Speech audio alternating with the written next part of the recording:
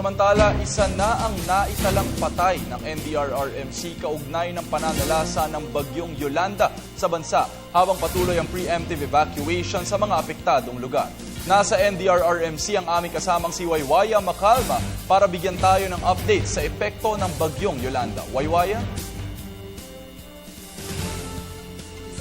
Namatay. Ito'y banda sa Iloilo. Gayunpaman hindi pa ito makukumpirma ng National Disaster Risk Reduction Management Council dahil aantayin muna nila ang opisyal na report mula sa PDRRMC. Gayunpaman hindi pa man nakakapag-landfall Typhoon Yolanda sa ating bansa ay may isa ng naitalang patay na kinumpirma nga ng NDRRMC ayon kay Major Reynaldo Balido, ang tagapagsalita ng NDRRMC.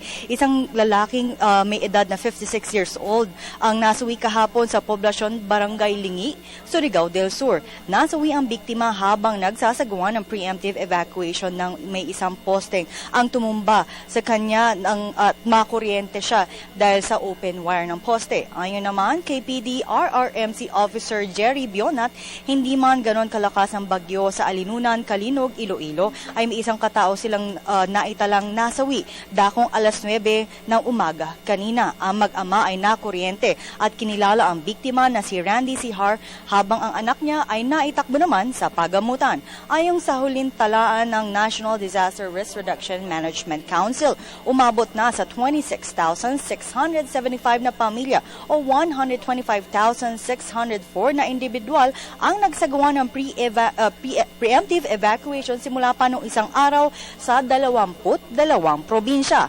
Naitala sa Region 7 ang pinakamataas sa bilang ng mga evacuees na kung saan nagtala sa 16,754 na.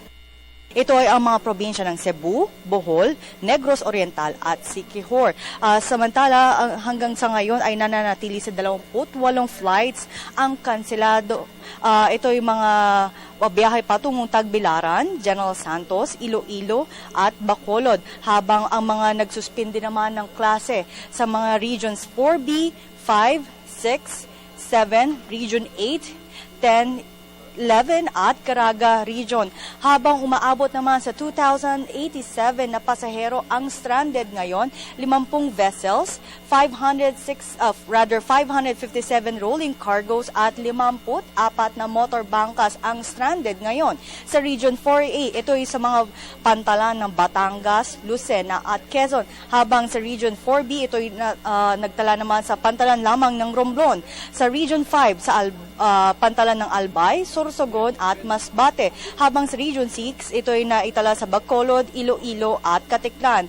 Sa Cebu rin ay naitala rito ng mga stranded na pasahero at habang sa Region 8 din, sa Maasin City at Catbalogan City, ang mga pantalan na naitala nga itong mga about 2,087 herong stranded. At ilang minuto lamang ay magsasagawa na ng press conference ang National Disaster Risk Reduction and Management Council nga para sa mga epekto na naitala nga ng bagyong Yolanda sa ating bansa.